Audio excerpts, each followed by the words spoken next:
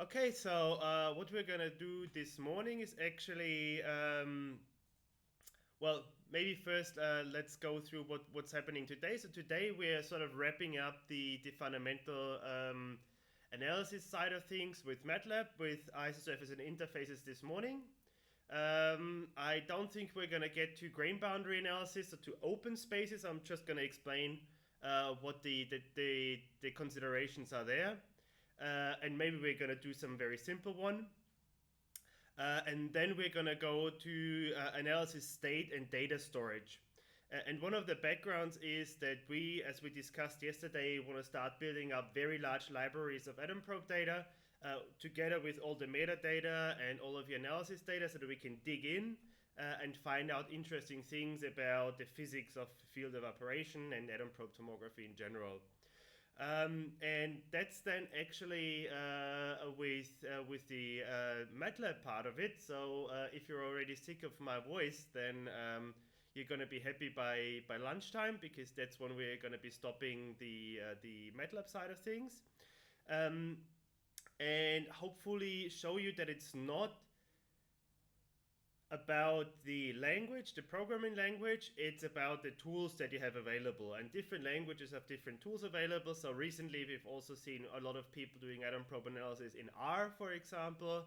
And we want to show you ways of, I want to show you ways of taking your data and making it accessible to other people. And then we're actually going to do something very interesting. We're going to hand over to Markus Kübach from MPIE, who will take data from our analysis, or that it's been created with our programs, and show us how to move that over into a Python-based analysis, into a Python Jupyter notebook, and do analysis in the Jupyter notebook. Because there's obviously some tools that are available in Python, or that are better in Python, or that you might want to use in Python, or that you might want to use in R, and this is a way to access them. And for the final session today, we are gonna move over to Kamika, to Tim Payne from Kamika, because Kamika has also put in some considerable effort in their recent releases. In order to make it easier for people, or to make it possible and easier for people to also start scripting analysis in IVAS, so on their analysis platform. And if I go right, also call IVAS externally. Dave, please correct me if I'm wrong there.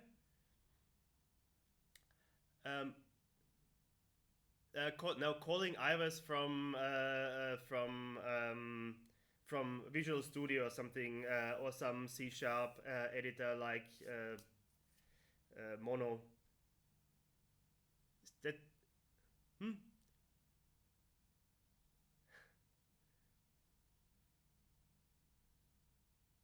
Yeah. So I'm really looking forward to that, because obviously, IVAS is for most people the first point of entry.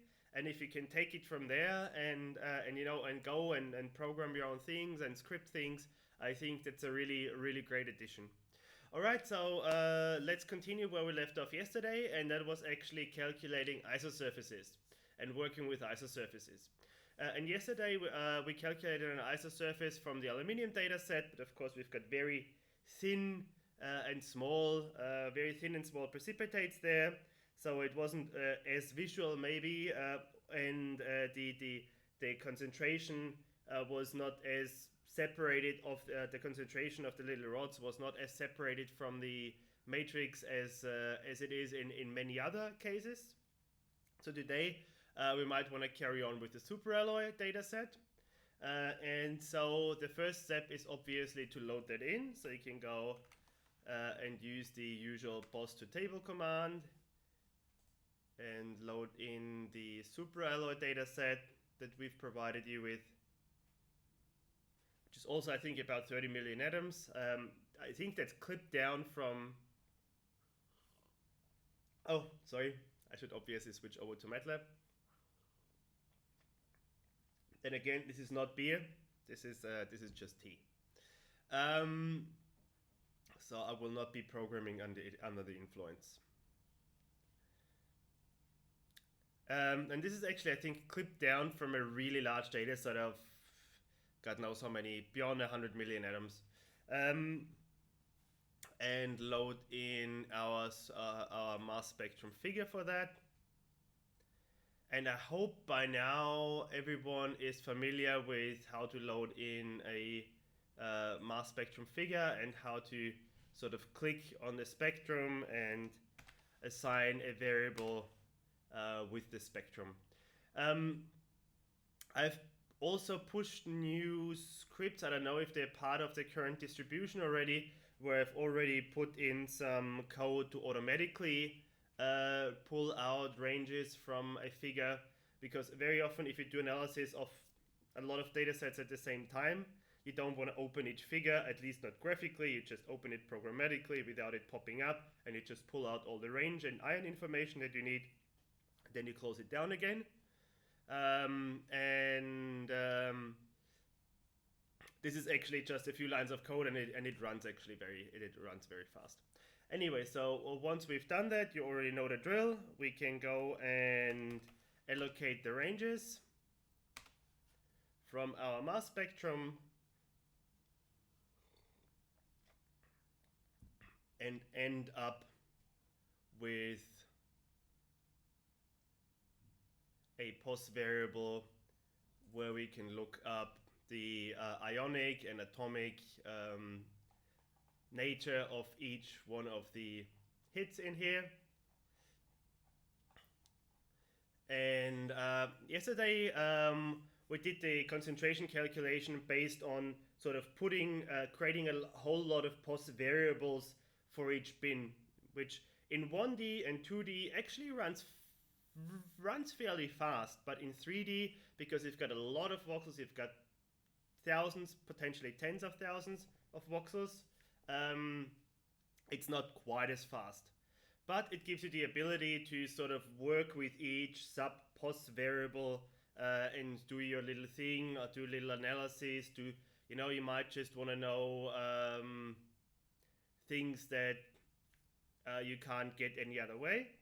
But just to get an isosurface, we can use a bit of a faster approach if we just do it based on individual atom identities.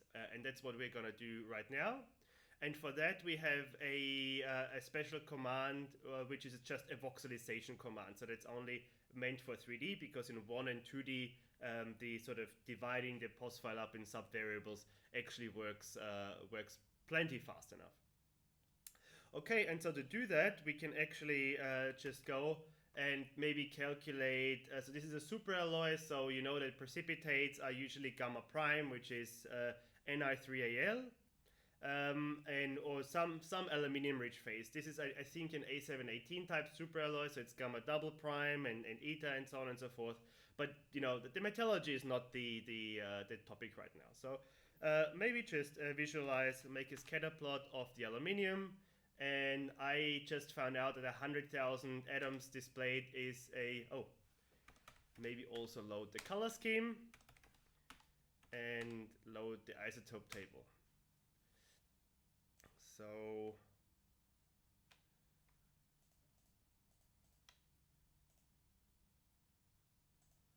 let me just copy that in and send it to all of you, even though that's something you're already pros in. And yeah, so let's go and do the scatter plot of the aluminium. And if we look at the aluminium, you can see that there is some kind of precipitation in there. Beautiful superalloy data set, And what we want to do is calculate an isosurface for the aluminium. And so the first thing we need to do is actually voxelize the data set and voxelize the aluminium. So we will go and calculate the grid vectors, just like we did yesterday already. And this is just the bin vectors from distance command. And in this case, obviously, you want to have the voxelization based on pos.x, so on the atomic positions. But as always, we're free to use whatever generalized coordinate we want. Sometimes it's not a bad idea to just take detector X, detector Y, and evaporation sequence, for example. Things like that. Yeah? So we call it a detector stack. And then here we've got the voxel size, which is the binning 3 by 3 by 3 nanometers.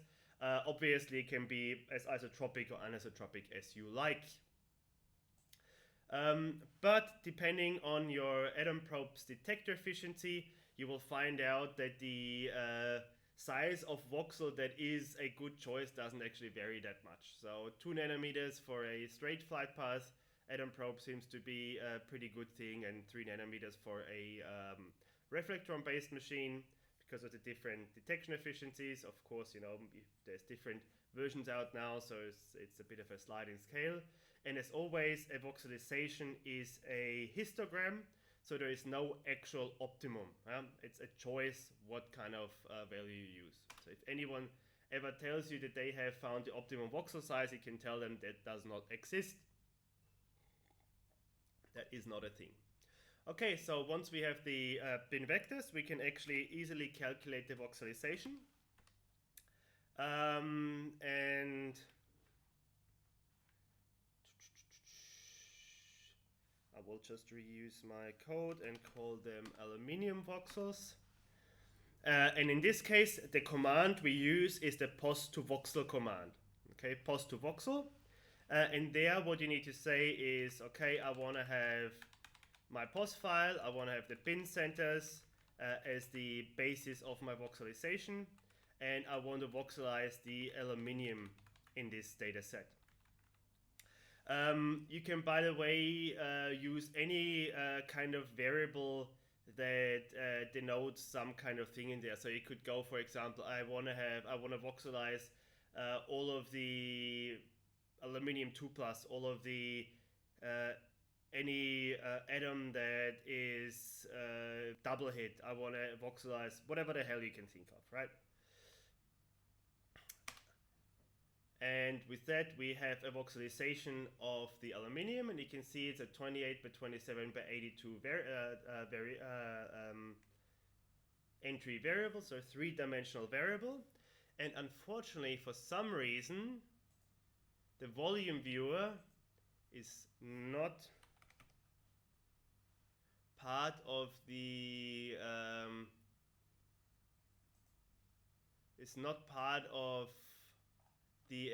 thing of the Matlab that I have here.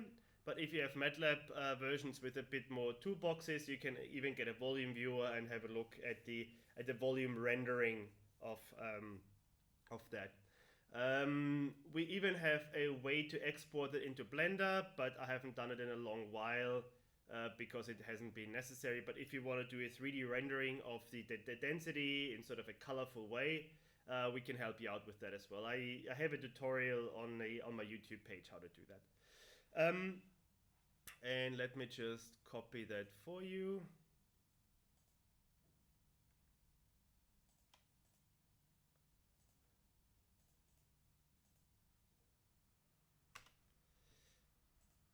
And the next thing, of course, is that we want to voxelize all of the elements so that we have we can calculate a concentration. We can obviously just use the aluminium voxel values, but usually we want to use concentrations.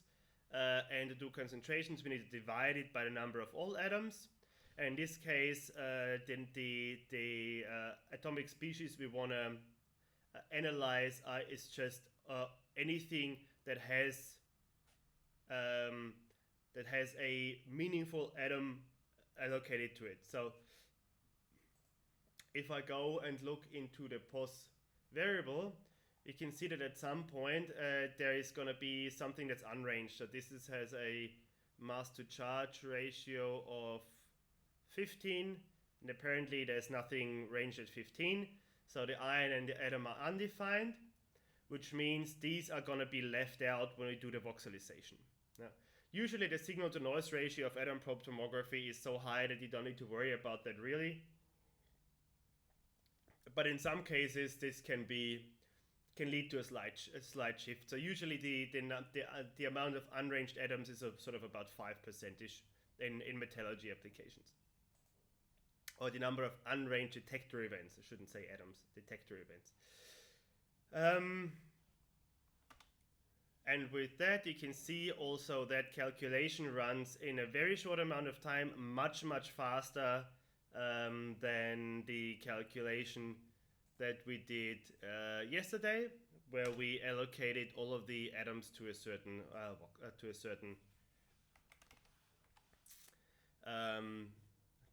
bin. And the next thing we need to do is calculate the concentration. So we just divide the number of aluminium counts by all counts in that voxel. And what we use for that, and what you need to be aware of, is that it's that you go point divide. And the reason for that is that Matlab is actually the matrix laboratory. So it's made to work with matrices. That was its origin. And a matrix division is something different than dividing a vector element by element. And because it's natively a matrix program, the division would be a matrix division. It should be a very large matrix division in this case. And we do not want that, so it's point divide. Obviously, this goes very swiftly as well. And now we have a 3D concentration field that we can base our isosurface on. And the easiest way to just find out what a good isosurface value would be, or a good ISO value would be, is just to plot a histogram of the individual voxel values and see if you see distinct populations thereof. And I'll show you that straight away, which I will create a new figure for.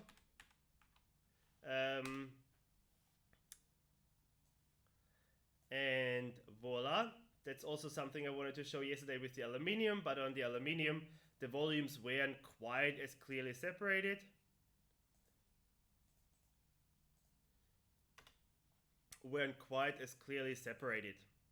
But here, if we look at that, we can see, okay, this is the matrix. This is everything, so 0 is probably everything that's outside the data set, because, you know, our data set is not a perfect, you know, prismatic QB thing.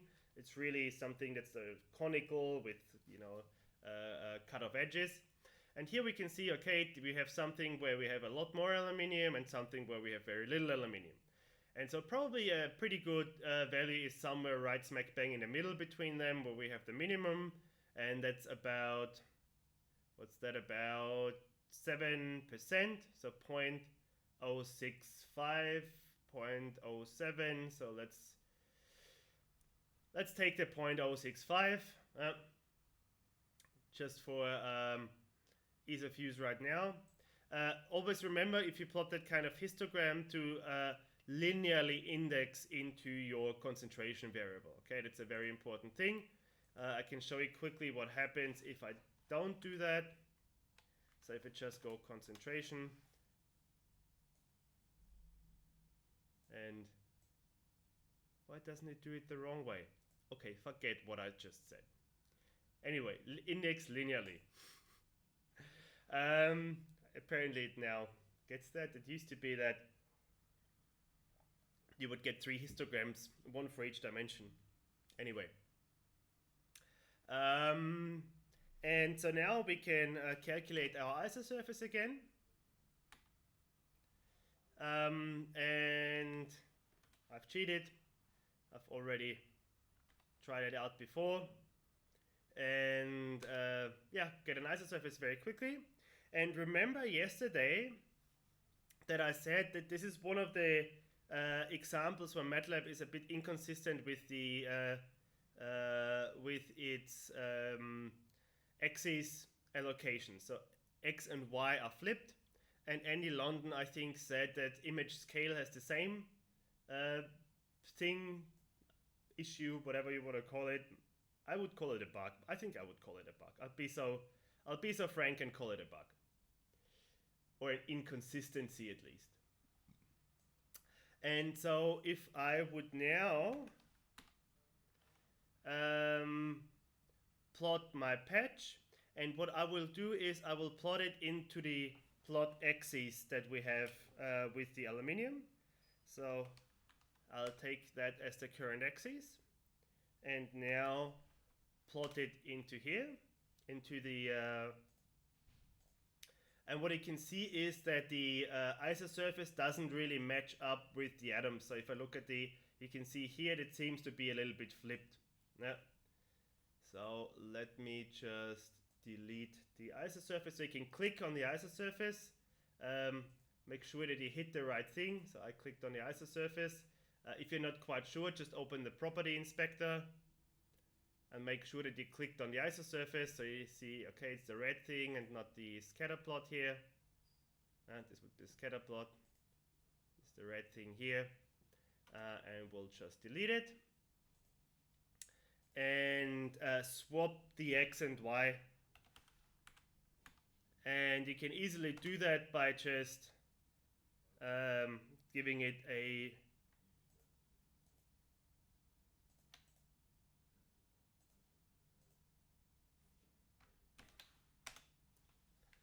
just swapping the X and Y columns in the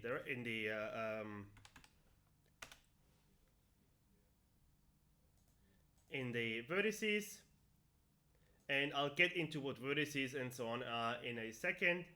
And now if I go and rotate it, you can see they match up nicely. And this is exactly what we want, okay? So we want them to match up nicely.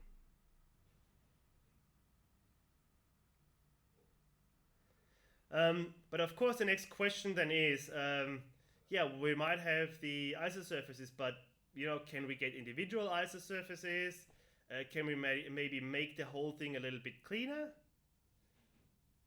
And for that, again, I will delete the isosurface that we have right now. And now it's getting a little bit harder to click on the right thing. So it is actually a good idea to allocate, to also use a figure handle for that. So it's obviously much easier if I go isosurf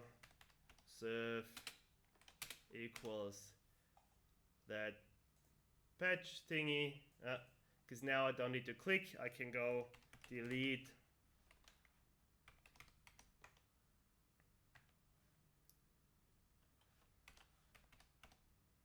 isosurf, and if I look again, now the isosurface is gone.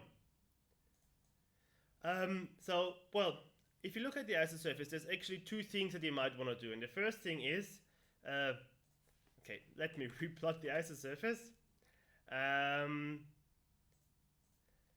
The first thing you might want to do, by the way, you can switch on the legend and it will say data 1 here, and you can obviously change the display name of the isosurface if you like and call it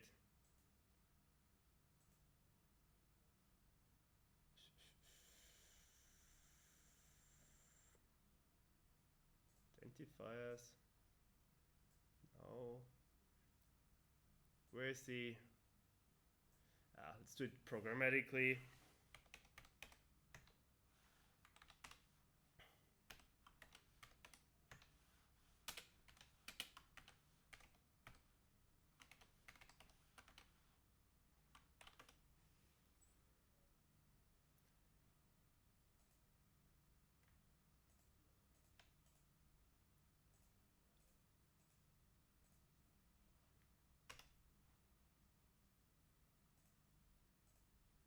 And you can see now it's called isosurf. Anyway, that was just to show you how to do that, because I'm obviously going to delete it again pretty soon. So the things that we might want to do with the isosurface is split it up by individual surfaces, or delete any of those small surfaces here. Okay, so any of the surfaces that are so small that they are just caused by essentially variations in the data density at the boundary of the data. Because if you look at it from the top, you'll see that almost all of those little bits dangling off are right at the boundary of the data set, and they're essentially owing to the fact that our data set is a little bit tapered. So some voxels will only contain 5 atoms, and if it just happens to be that out of those 5 atoms 3 are aluminium or 1 is aluminium, then this will qualify as a voxel, and we can actually filter that. So we can go isosurf equals patch filter size of our isosurf, and we want to throw out everything that contains fewer vertices than, I don't know, 50. You have to try for your problem what kind of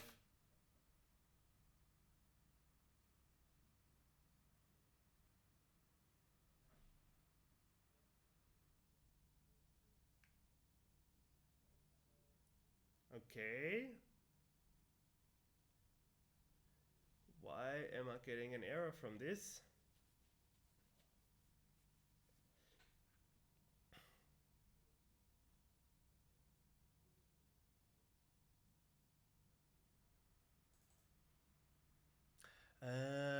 Sorry, I passed the, not the data, but the,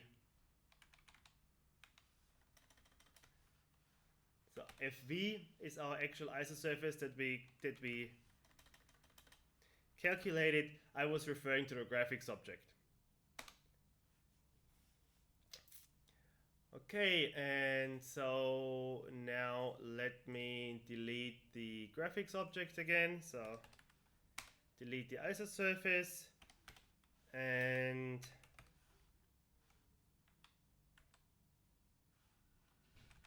maybe, you know, we can also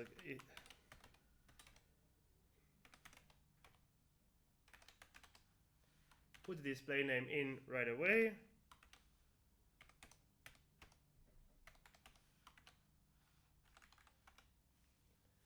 And display it. And let me just get those commands to you.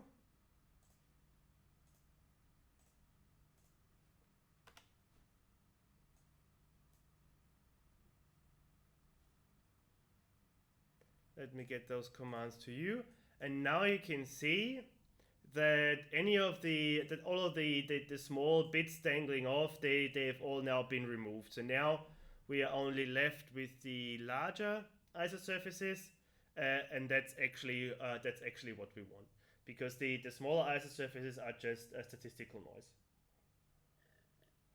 This is actually very similar to what we usually do in cluster analysis in Atom Probe, where we also discard the smaller clusters that are actually too small to be statistically significant, and we can do something very similar here. And obviously the next thing we might want to do is splitting them up so that we get individual surfaces, and we can go and maybe pick one and say, okay, I want to do my analysis just based on that one isosurface. And for that we have the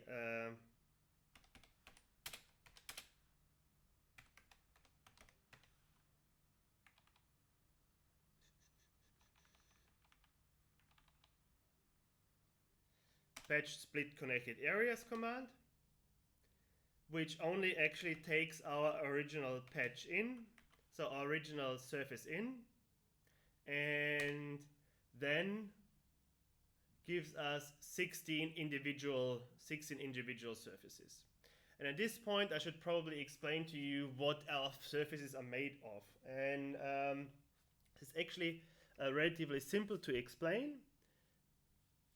Great, now the pen doesn't work anymore, so I will have to restart the computer, unfortunately, probably during the break again. So I'll explain it to you on the Matlab plots. And so essentially, each one of our graphical objects of our meshes consists of triangles and vertices. And so if you Google 3D mesh,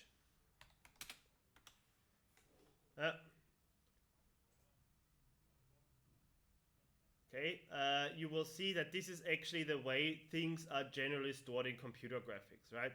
So you can see a mesh here that's now a quadrilateral mesh, not a triangle mesh, but we are only using triangles. And the reason for that is that, okay, so this is, for example, an STL file. that contains just these vertices and these triangles. And the way that is actually saved is that if you click on the vertices, you will see that it's a list of coordinates. So we have x, y, and z, and this is the coordinate list. And if you click at the faces, you only see integers. So what that means is that each of those entries is one triangle, and this first triangle connects vertex 1, 2, and 3. Our triangle number 25 connects vertex number 26, number 8, and number 19. The reason why we're only using triangles is that if you use quadrilaterals, if the 4 vertices are coplanar, that's not a problem. But if they're not coplanar, the surface is not actually uniquely defined, because if you split a quadrilateral up into triangles, you can do that in 2 different ways. This is why we use triangles. And if you look closely on any of those meshes you also see online, you will see that they are usually made out of triangles. But quadrilaterals are also possible, but then you always have to take into account that you could split those quadrilaterals up in 2 ways. And if we look into our Matlab plot, you can actually see, if you go close up, let me just go close up, you can actually see those individual triangles.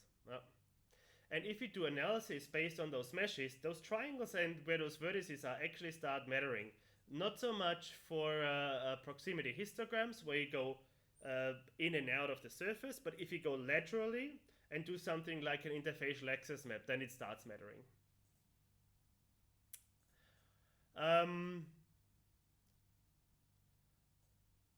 Okay, so now we've got the individual patches, and I will just delete the isosurface again and plot the individual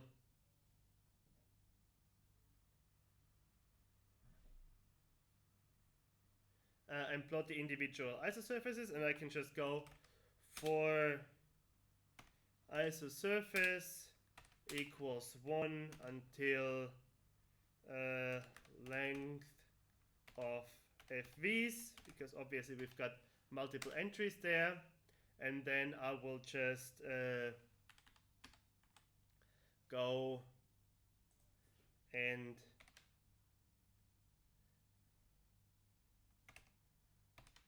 create a loop where we plot all of them. And as a face color, I don't know, we are maybe going to use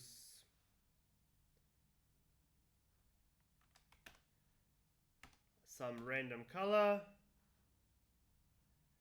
So that would be a 1 by 3 matrix of a random color. And I hope I got the random coloring correct. If not, we will get an error. We did not get an error. This is great. And if I look now, you can see I have 16 individual isosurfaces, which I all called isosurface. So let me delete them again.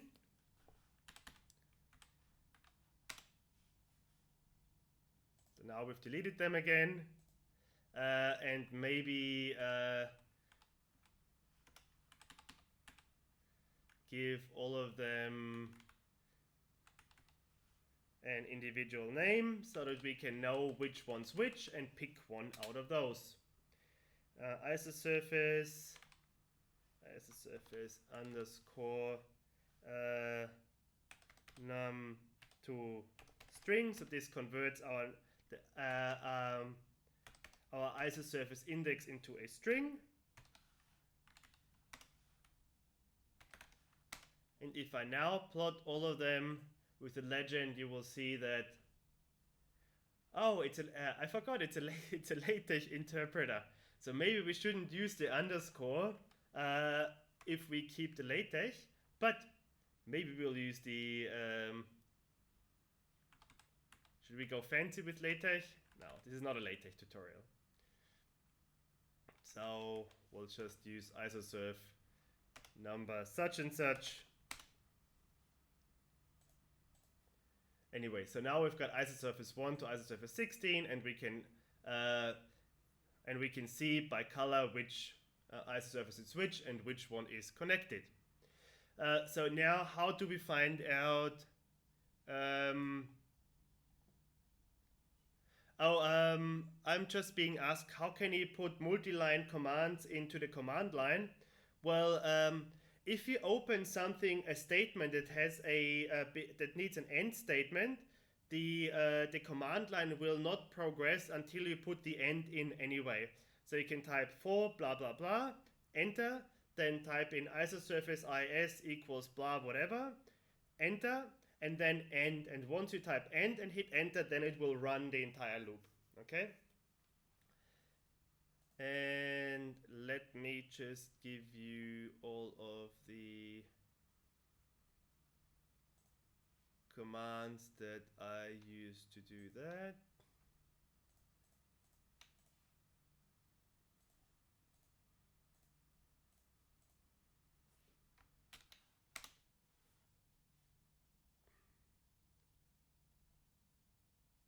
Oh, I tell you, whenever I teach something like that, I always learn something. Thank you, Andy. So Shift Enter gives you a new line without running commands. I did not know that. That is incredibly helpful. Thank you, Andy.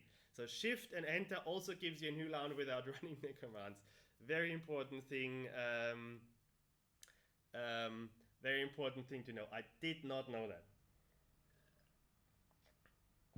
Anyway, so maybe we want to get that one here or that one here. One of the precipitates in here. So one thing we can do is obviously just go and look at what color it is, but we can also just click at them and hope we hit the one that we want. Because you might just click on one of the atoms or not. So this is why it's very often helpful to display that without the atoms behind it. But I very often just do that to remind me that I got the right, that I didn't forget anything with the coordinates. It's always good to check the consistency of your data. Anyway, I'm just going to click on that one. You might pick another one. And then can very easily go create a new variable, call it precipitate, and say precipitate equals get current object, and then I can assign a new variable called precipitate fv, and take the precipitate fv dot vertices equals press dot vertices, and I will make use of my newfound powers. Precipitate fv dot faces equals press dot faces. And with that, I have actually taken my precipitate that I'm interested in, and I've taken its data out of the graphics object and created a new patch object with that data in it. And I can use that to create, for example, a proximity histogram. And by the way, this might all sound like a bit of a hassle if you have to do that every time. But we also give you that in a little app, but I wanted to do it manually before I show you the app. Anyway, now we have the precipitate FV, so we've got our vertices and our faces in there. And just to double check that it's actually what we wanted, I will create a new figure. Oh, this is so good. Thank you, Andy. And in my new figure, I will... Can you then use the... Oh no. I will use the patch command for my precipitate FV. And yeah, I will just plot it.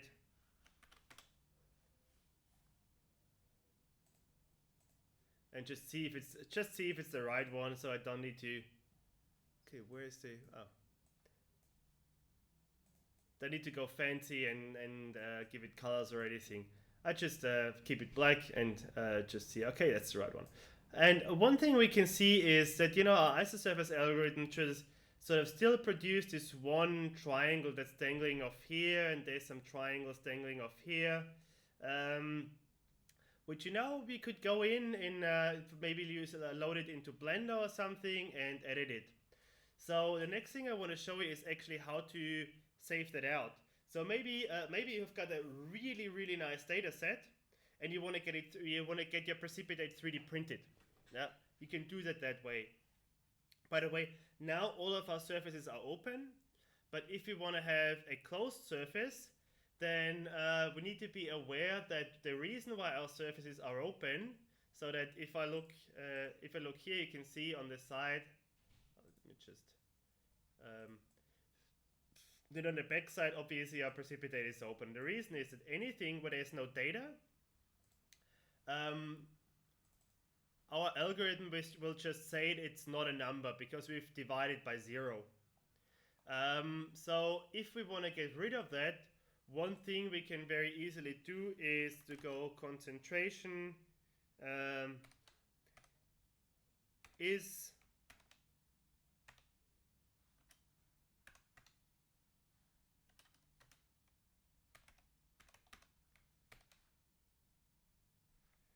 nan concentration equals 0.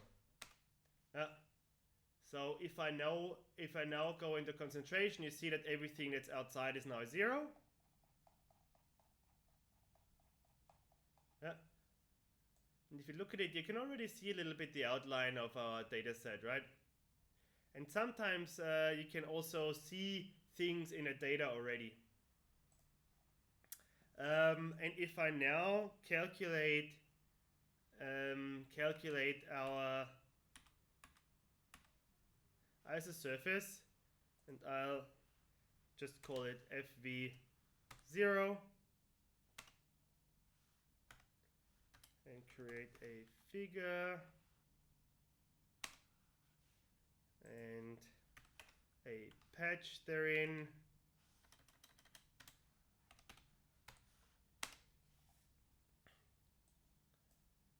You will see that now all of those, I should probably have given it a color.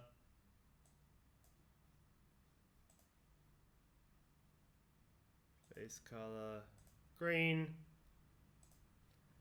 And now you can see that, sorry, it's not X is equal, doesn't matter for now, that they're all closed up now. So of course, if you want to 3D print something, you want to have it closed up.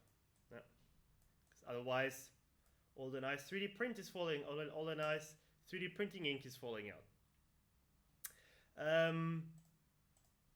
Anyway, so what we wanted to do in this case is then to export it into a file format that can be read by all kinds of other programs, and possibly re-import it then for more analysis. And the way to do it is to use patch to obj. And in this case, we'll just put in maybe the FV0, or just maybe the precipitate FV. We could give it a name, don't need to give it a name. And if you don't assign a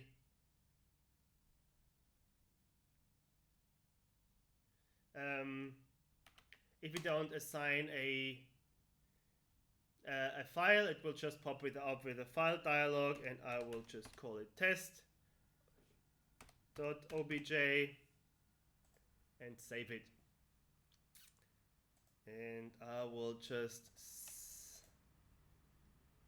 copy that code and send it out to all of you. The reason we're using obj here is because it's a very universal file format. So you can also Google it, and it's called wavefront obj. And pretty much any of your operating systems, modern operating systems, will be able to show that. So this is just the normal viewer from Windows, the Windows mixed reality viewer it's called now apparently, and you can just open it in there. And you can see, yeah, we've got this weird triangle dangling off here on the side, and we've got some tiny triangles here and some tiny triangles here, which, you know, for our analysis is probably not gonna matter very much, but you know, for optical purposes or whatever, you can do that. And sometimes, you know, sometimes it will start mattering, and you can do stuff with that surface.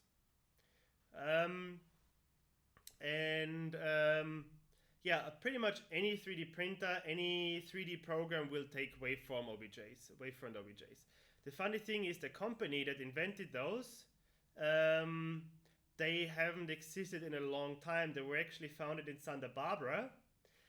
And I went to the address in Santa Barbara that's listed for it, and it's actually a residential area now, so there's definitely no wavefront company anymore. I think they were bought by whatever they were bought, and I think they're now part of.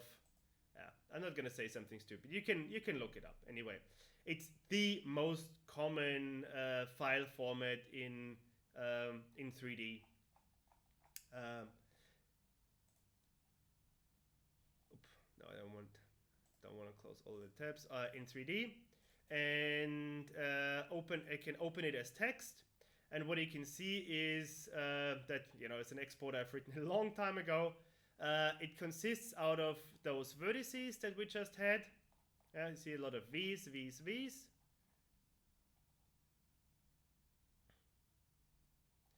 And then the faces denoted with F. So it's a very, very simple text file, and it's very easy to edit if something goes wrong, because sometimes, you know, there might be some object definition that you didn't have. But, you know, one thing I can do, for example, is change the mesh.1, and this is what it would change if I give it an object a name. It will be called something different, but it's for now just called mesh.1. By the way, you can put in all 16 of the meshes as well, and then it will just have 16 of those meshes in one file.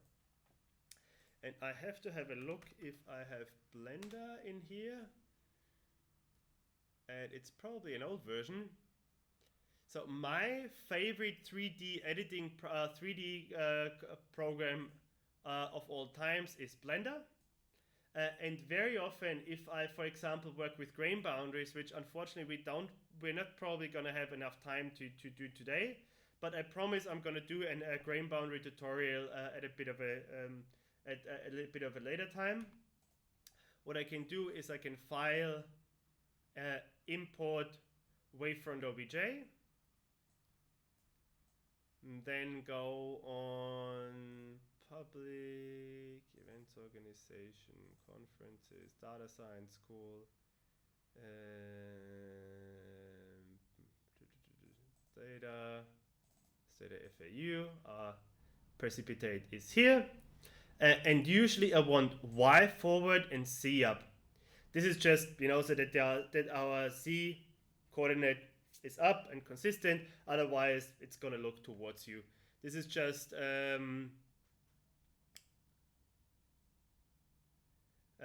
thanks for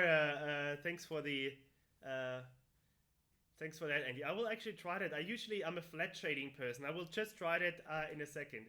And you can import your OBJ, and you can see that it's up here somewhere, because that's where its coordinates were. And I'm not going to do much in Blender. I just want to show you that you can do that. And then I can go and select this object, and I can go in and I can, for example, go and start grabbing an individual vertex, moving it somewhere, you know, maybe delete that.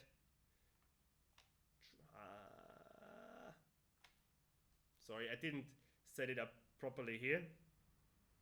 Edit preferences, input, emulate 3-button mouse. I usually do that on my Mac. So trust me, you can edit anything you want in a mesh in Blender and then load it back into Matlab. with our read obj command. But the next thing I want to do is actually try what Andy told us and go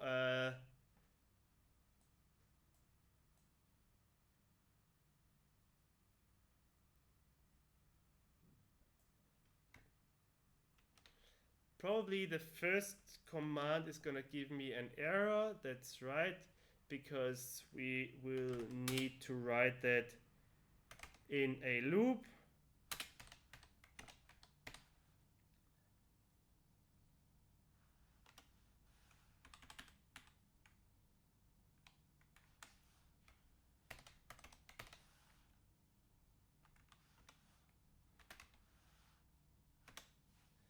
So now we've removed all of the edge colors. So if that's nice or not, that's obviously always personal taste, but I quite like it. So use the cam light and the Corel shader model. And there you go. That's probably also the shader model that is used in Isosurface. It looks very familiar. Anyway, yeah, you can play around with the shading and everything to make things look the way you want. And obviously, you're still able to export everything as a vector graphic. Very, very, very important thing. Okay, but what we've done is actually we've selected this isosurface down here at the bottom. And we want to calculate a proximity histogram for that. And the first thing we need to do is actually we need to calculate the distance of each of the atoms to the isosurface.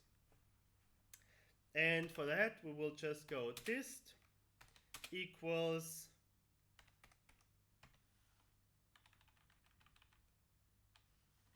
I think it's pos distance to mesh.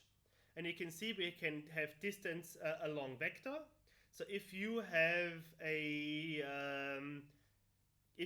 work coordinate system, which I haven't introduced yet, sorry, I'll just show you that in a second. If you have a work coordinate system, or if you have a region of interest or anything, or any vector that you just know, maybe you want to go just diagonally and you know what the vector is. You can go and calculate the distance along that vector. You can calculate the distance to a line, and that's the radial distance measure that we were talking about yesterday with this tiny precipitate. Or you can calculate distance to mesh. And I don't know why the distance to point is not in here. There should also be a distance to point, but distance to point is obviously relatively simple to calculate. Distance to mesh.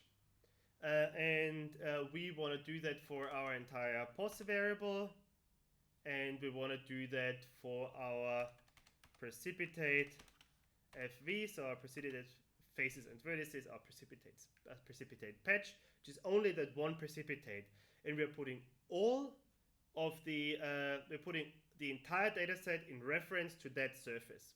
What we could also do is take all of this isosurface and calculate towards all of the isosurface at the same time. Then we would obviously sort of average out what's happening at a distance at this precipitate interfaces in the entire data set. Now we need to talk containment tests and distance metrics, because this is where performance-wise the rubber meets the road.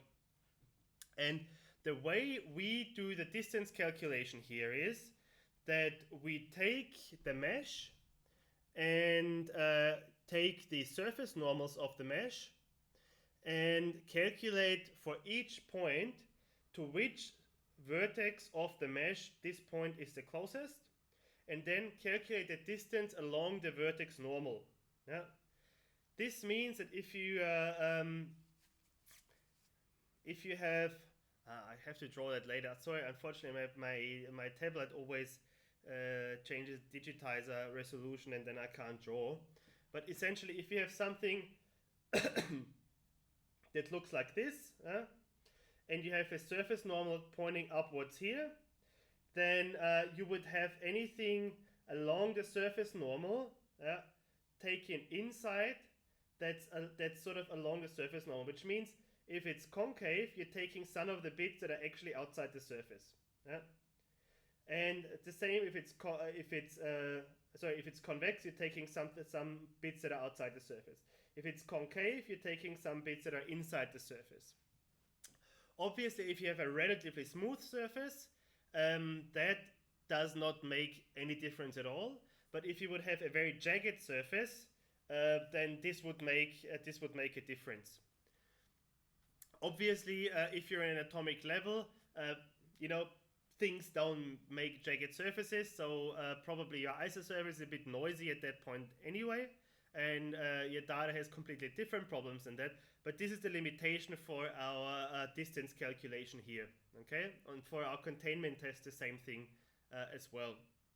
So just make sure that you have reasonably smooth surfaces like you have here. So here, this is not going to be any kind of problem.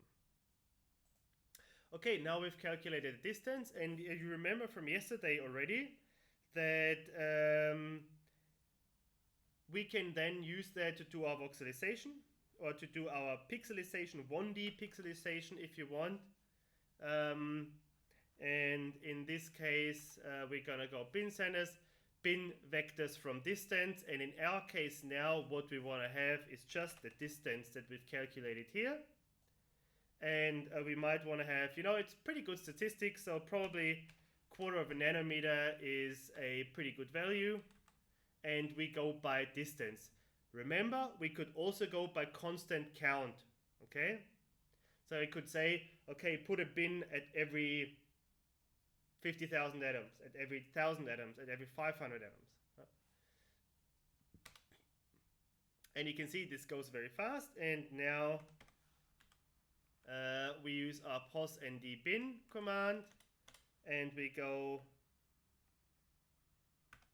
maybe call it profile, pos nd bin, and we want to bin our boss, and we want to bin it along this distance.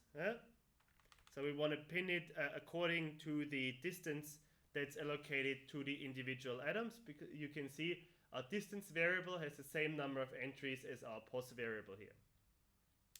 And we want to use the bin edges to do that.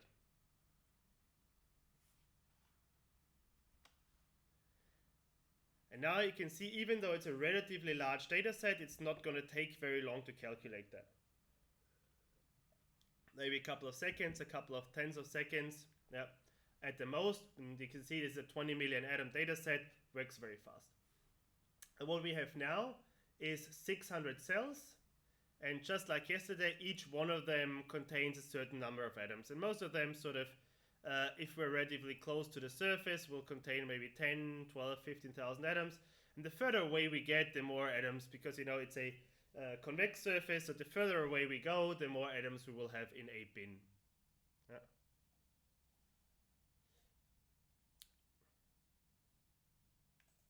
If you go by count, obviously this will not be an even spacing. No. Should we go by count? Who wants to see count? Okay, nobody wants to see count. Valentin wants to see count. Okay, so I'll just give you the last few lines of code.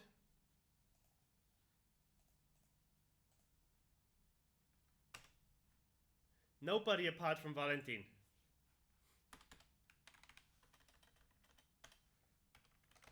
So we want to go by count, and in this case, then obviously we want to go and maybe take, I don't know, 25,000. I just pulled that number out of nowhere.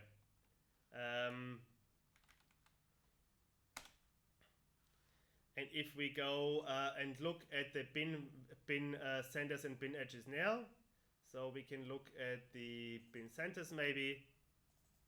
You can see now they're not evenly spaced anymore, right? So they're not any nice and neat number, but if we look at the minus 130, then we have a jump of good 2 nanometers. And if we look at the other side of things, close to the actual interface, we have a jump that's about 0.5 nanometer. If we look somewhere where there's probably a lot of atoms in between, we have a very small jump of just, a fraction of a nanometer.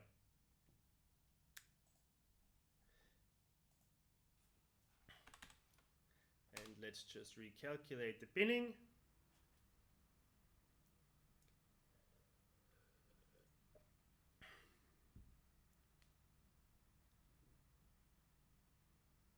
I shouldn't have called it profile because it's not the actual profile, it's just a chopped up data set. Anyway, and now we can go and call it concentration profile.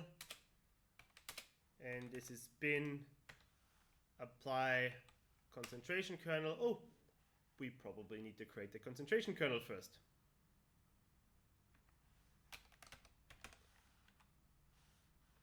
And we remember how to do that. I'll copy the code for you shortly.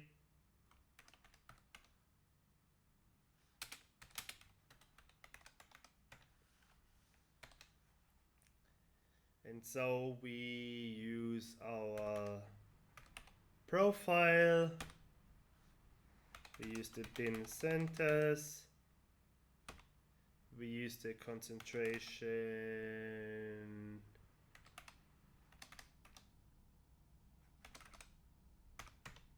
kernel, and our distance units are nanometers.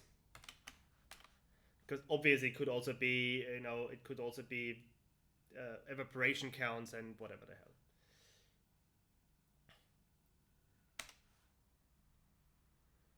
And you can see for 1D, these calculations never take more than just a couple of seconds or a couple of tens of seconds. And now we've got our concentration profile, which is a proximity histogram in this case. And let me just plot that. And in this case, I don't know how much stuff is in there, so I just plot all of them.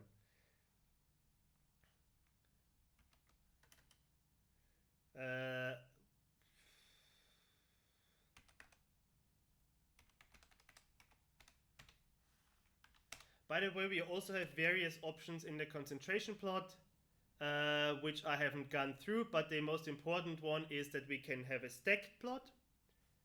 Let me show you what the options are.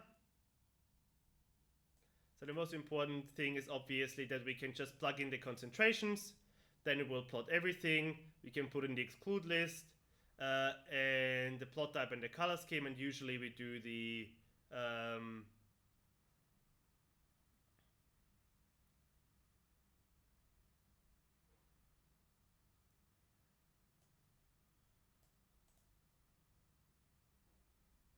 we just copy this, and the plot type can be pi or bar. Oh no, concentration plot. I'm on the wrong concentration profile plot. Concentration profile plot.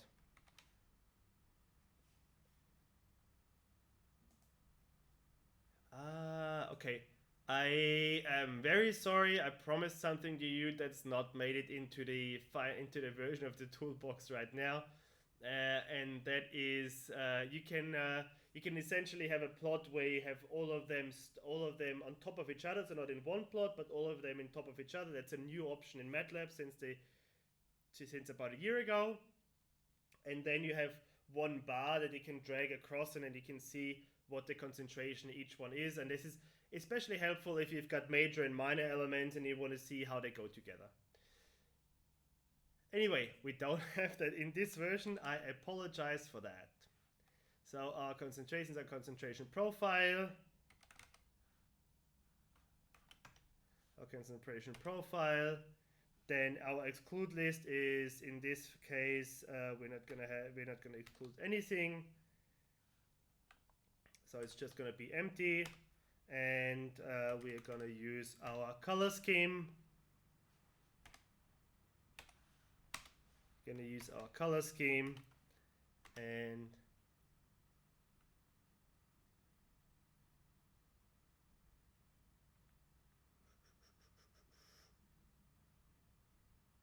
did I write something? Sorry. Of course, we need to select what we want. We want concentration profile dot format to be concentration and not count, and we want all entries thereof. And now we have our beautiful proximity histogram. Obviously, anything that's very far away from our precipitate will sort of just average out what's happening in your data set. So it's not really all that helpful for us.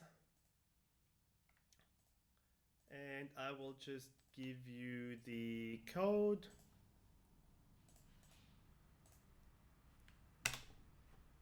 Oh, I accidentally just gave it to Martina.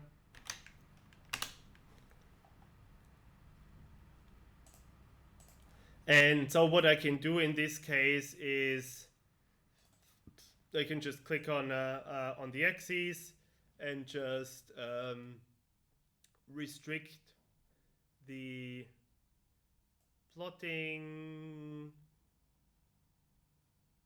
thing.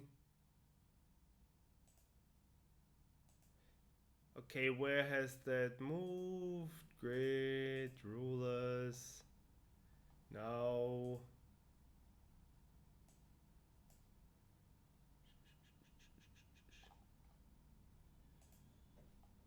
Does anyone remember where that is? Anyway, I will just go axis equals get current axis dot x limits equals. So I'll just do it.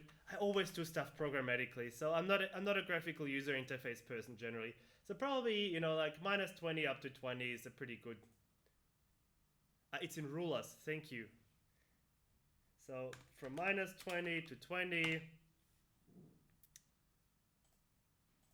And now we have our nice proximity histogram. If you want to get rid of individual things, you can, delete them out of here. You can go. But let me go and try that on the rulers. Oh no.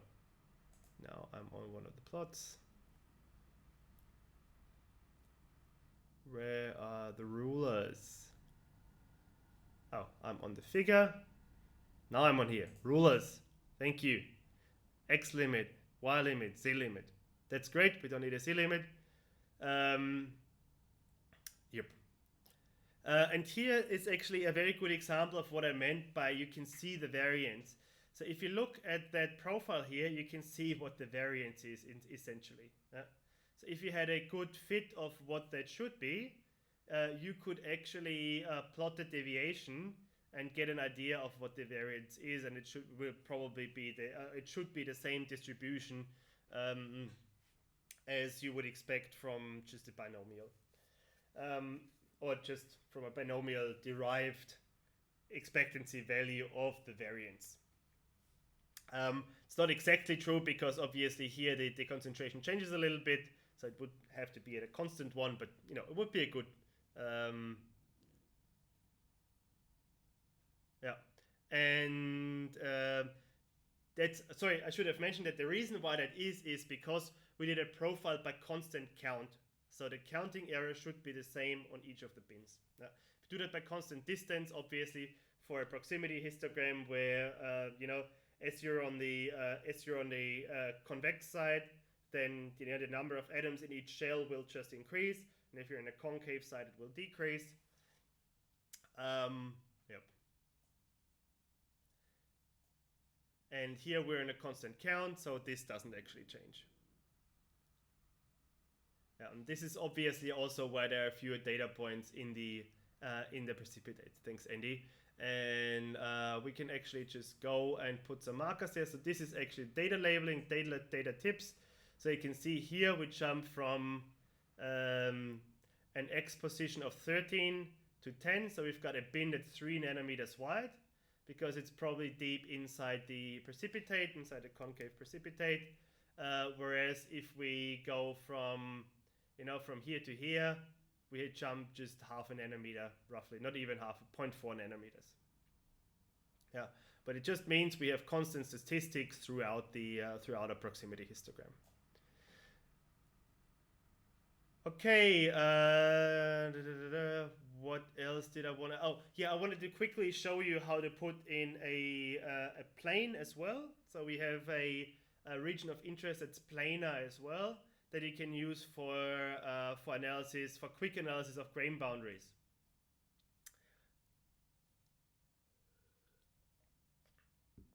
And I will not have a lot of time to show you how to do that in detail, but just to show you that it's there and what you can do with it. Before that, maybe maybe a question to the audience. Is there anything unclear about making proximity histograms, about making isosurfaces? The Isosurface widget, sorry, the Isosurface graphical user interface. That's something I should probably show you. And while I open that, just don't hesitate and ask any questions you want to ask. Yep.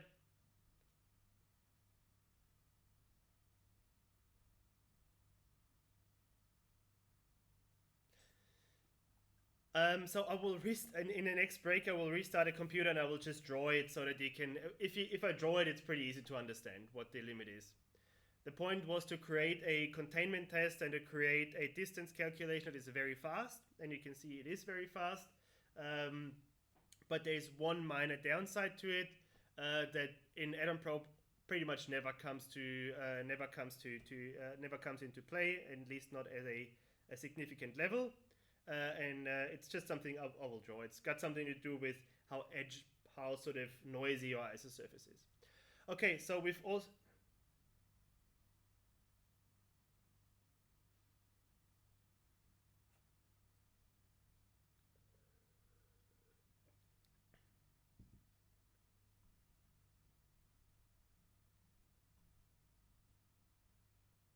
Yep.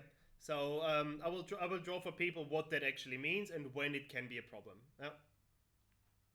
Because if you have a very smooth surface, it is not a problem at all. Okay, so for the Isosurface widget,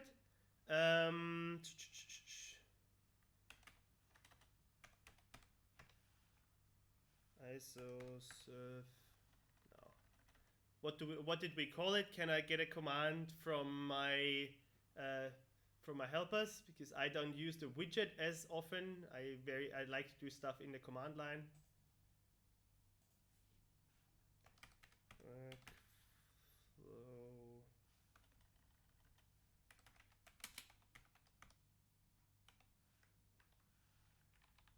Workflow. Isosurface. Probably it's somewhere in there.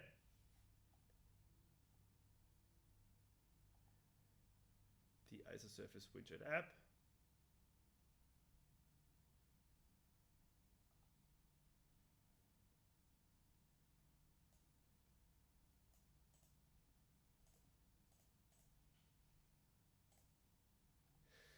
So we want to have the pos, we want to have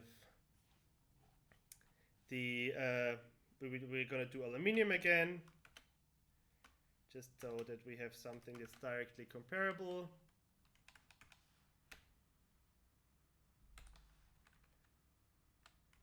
Species all is again categories of pos.atom. By the way, it works with ions as well. Then bin size, did that need to be 3-dimensional or just bin size? No, we just have isotropic bins here, so we'll use 3 nanometers again. We've got the color scheme, and we can plot into an axis, okay? So it will come up with a new figure now, but I can also do put it into an existing axis, okay?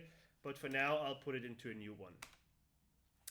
And that will do pretty much all of what we just showed you as a little Matlab app. And what you get is an isosurface plot, and you get a little widget. And what you can see in the widget is already a frequency versus ISO value plot, and you can already see, probably it's a good idea to put our ISO value somewhere here. And you can move it here. You can change the color if you want to, but the more interesting bit is obviously you can do the filter by patch size just by, you know, putting in maybe 20 vertices minimum.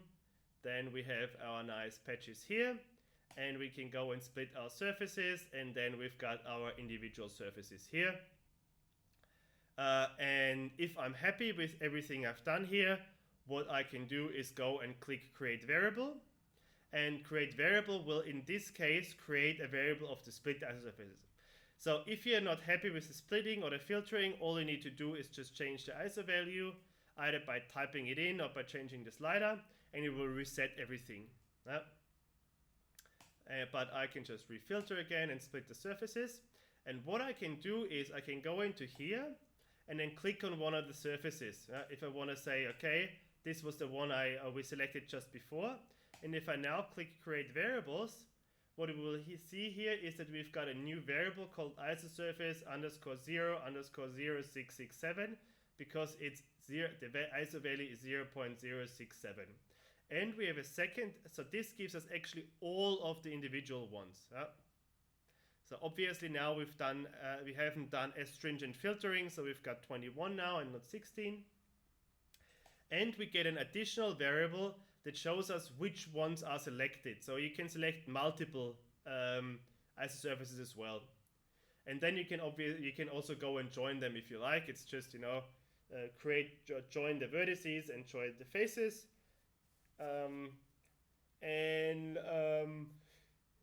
This just makes the whole thing that I just showed you over over about an hour just a whole lot faster.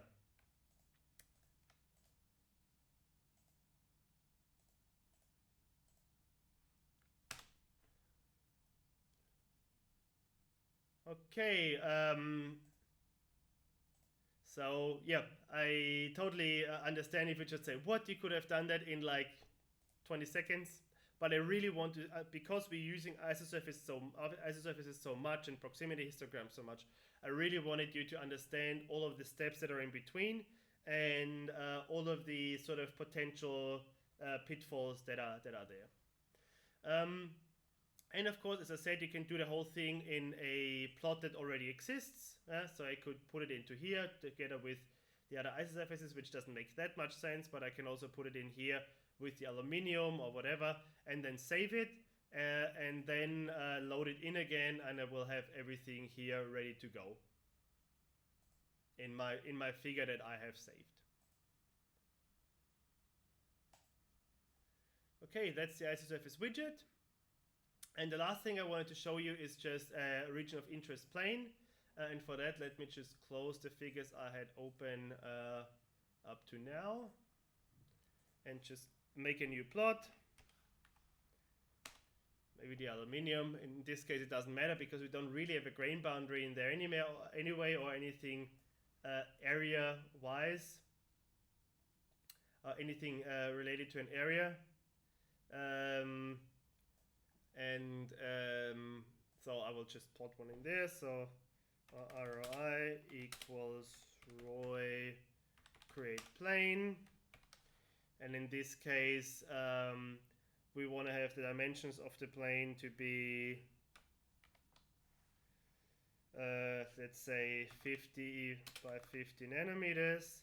And with the planes, it's because the planes have, in the planes, it very often matters how many vertices the planes have. So we'll do a spacing of 1 nanometer. Sorry, it's a bit two-dimensional. 1. We'll put it at the origin for now. And in the current axis, so we can leave that out. And now you can see we've got a plane object in here. And we can use that plane object, for example, divide our data set into two sub-data sets, you know, if it's sort of crooked to the side somewhere.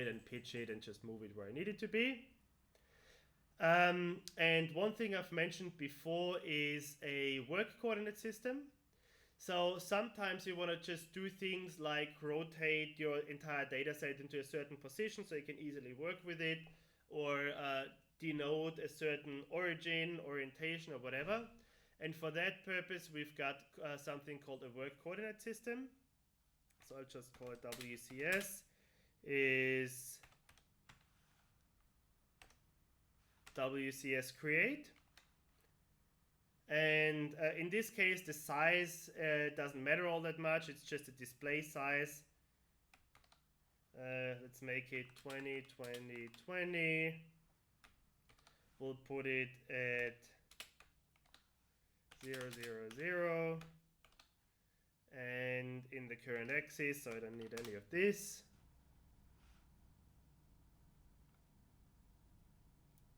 What did I do wrong? Oh, because it's isotropic. So work coordinate system is isotropic, so sorry, it only takes one value. And you can see here now you've got a triad up here, which you can then also manipulate with the Roy Manipulate app.